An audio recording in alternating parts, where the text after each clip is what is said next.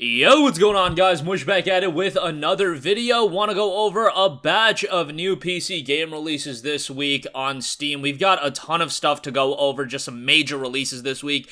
So let's get right into it. We've got 2 free games as well. Without further ado, let's get started with the biggest release of the week by far, I would say, and that is Marvel Spider-Man Miles Morales. Yes, a long time coming from PlayStation, the latest PlayStation on PC title. They've been churning out these games non-stop, and it's going to be really interesting to see how this game performs from a commercial standpoint. After, I would say it's not too big of a stretch to say Uncharted and Sackboy: A Big Adventure were a little bit disappointing. I think that was to be expected, especially with Sackboy, but Marvel Spider-Man Miles Morales is the standalone expansion to Marvel Spider-Man, which did incredibly well on PC. This one being priced at $50, being a shorter title, a smaller game, and you probably should play Marvel Spider-Man Remastered. It's set after the events of that, so I don't foresee the game doing as well as Spider-Man, but it's still a quality title, and it offers a little bit of an extended experience. Again, $50 to me is a little bit pricey, but I said the same thing about Spider-Man Remastered, but Remastered, you got the base game, which was a bigger game than Miles Morales, and you got the City That Never Sleeps DLC, so, from a value standpoint, I definitely sided with that over this. Still, this very much deserves to be added to the wish list, if nothing else. Even if you do want to buy it, I still think it's going to be a good shout, given that it's still a high-quality game and something that I think a lot of people are going to end up enjoying. So that'll be out on November 18th. Next up, do want to know, Crysis 2 and Crysis 3 Remastered will be headed over to Steam. These, of course, were Epic Game Store exclusives for quite a while, but now the games will be released on Steam. Of course, Crysis 2 I thought was an excellent game. That is my favorite game of the Crysis franchise, and I thought that game was just fantastic. Crysis 3 I wasn't as hot on, but still a pretty decent game, and obviously from a technical standpoint, even with Crysis 2 at this point being, 12 years old? It's been quite a while, 11 years old maybe? It still looks pretty darn good, so having this remastered release on PC is going to be quite nice. It's going to come down to what is it priced at, and if it's like $29.99 a pop for each of the games, no mas on that. Add it to the wish list, pick it up sometime down the line, but they will go on sale eventually. And there'll be quality pickups then. Alright, next up, here's a major release. Call of Duty Warzone 2.0. So, of course, this is the free-to-play evolution of Call of Duty Warzone. Warzone has been pretty popular in the past. Obviously, it's piggybacking off the Call of Duty IP, but there have been people that got super invested into Warzone, and making an impact in the Battle Royale market is just a very difficult thing to do. And Warzone has done exactly that. Warzone 2.0 is going to be a free-to-play experience. Use 18 major points of interest to plot out your victory and Battle Royale or explore them en route to extraction in the brand new DMZ experience.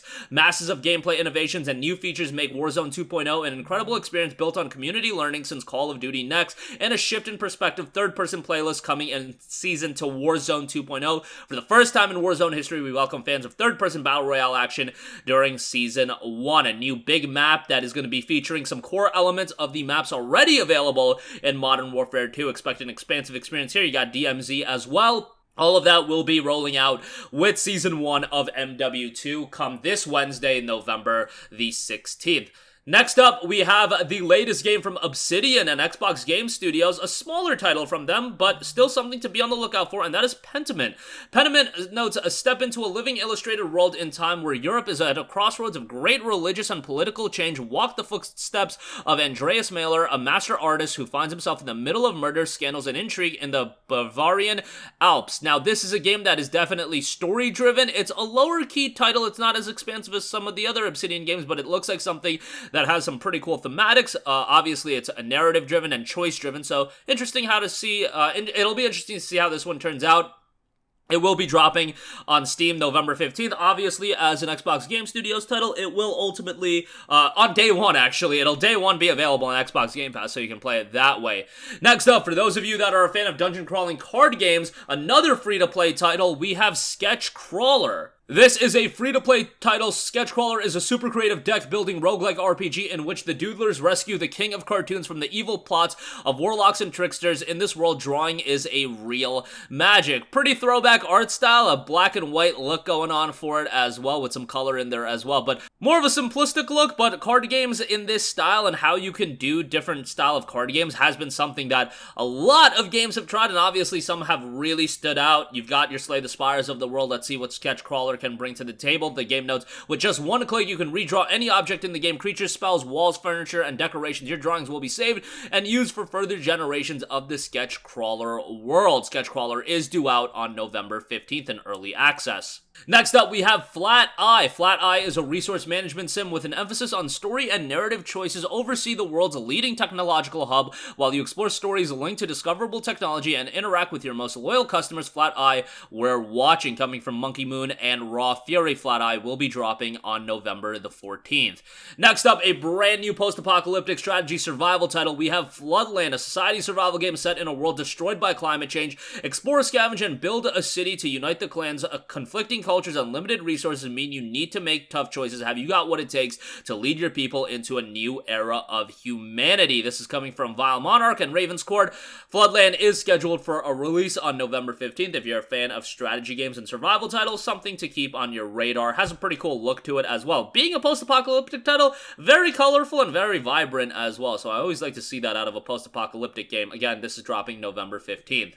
Next up, we have Monochrome, Mobius, Rights and Wrongs Forgotten. Quite a name coming from Aqua Plus, a new JRPG from veteran studio Aqua Plus. This is the story of a man who will be sung about in Legends. Of course, this is a Japanese RPG, a story-driven JRPG at that, and I think if you're picking up a JRPG, that is exactly what you want. You have a deep roster of characters here as well. Set in a small province on the frontiers of the Great Empire, there lived a young man with his mother and sister. One day, at the local lord's behest, the young man was investigating a smaller irregularity when he encountered a girl he never met. The words the girl spoke were that what shocked him. She told the man that his father was still alive. So obviously, gonna be an over-the-top JRPG story. You guys know the deal with this. Monochrome, Mobius, Rights and Wrongs Forgotten will be dropping on November 16th. Next up, The Oregon Trail, coming from Gameloft. The Oregon Trail is back in beautiful blend of charming pixel art characters, 3D environments, and cutting-edge lighting and visual effects. Again, coming from notable studio in Gameloft. Experience The Oregon Trail like never before. A modern twist on the trials and tribulations of the road to Oregon. This official successor to the global phenomenon will immerse players in exhilarating journeys ranging from the historically accurate to the totally extremes. Players will pick their traveling party, stock the wagon with supplies, and embark on an adventure filled with tough choices, new dangers, and unexpected situations. Surviving blizzards, broken limbs, snake bites, exhaustion, starvation, and the dreaded and no small feat, while all navigating an untamed frontier to get your party to the new life in Oregon before the winter. The Oregon Trail will be dropping on November 14th. And lastly, we have from WayForward and Arc System Works, RWBY Arrowfell. So I know a lot of people are super into RWBY. Dive into an explosive new RWBY adventure. Instantly switch between RWBY, Weiss, Blake, and Yang, and use their weapons and semblances to battle a mysterious new threat in this in-canon story set during RWBY Volume 7, featuring a new song by Jeff Williams with vocals by Casey Lee Williams. This is more of an action beat-em-up. It's got a pretty slick art style that I think fans of the show are gonna get into. I'm not a big RWBY guy, but I also do know it's incredibly popular. So again, RWBY Arrowfell will be dropping on November 15th. And that is going to do it for me. As always, links to everything and the games will be in the description box below. But that is going to wrap it up for me. Let me know what games you're excited for this week. Again, Warzone 2.0, free to play. You got Sketchcrawler, free to play. Then you got Spider-Man, Miles Morales, Oregon Trail, JRPGs. You've got Crysis 2 and 3 coming to Steam as well, with some pretty major stuff this week. So that's going to do it for me. Let me know all your thoughts down below. Thank you for watching, and goodbye. Hey, what's going on, guys? Mush here again. Hope you enjoyed the video. As you guys might know, YouTube's notification system is sometimes a little bit wonky, even if you're subscribed to the channel. Maybe you're not abundantly aware that I uploaded a video. To remedy that situation, make sure you hit the bell notification button. This way, whenever I upload a new video, and I try to upload as consistently as possible, you will be notified directly of the upload, and you can watch it as soon as it goes live. I would really appreciate if you guys hit that button so you can stay up to date with all of the content I'm posting. But as always, guys, thanks for watching, and I'll catch you guys in the next one. Peace out.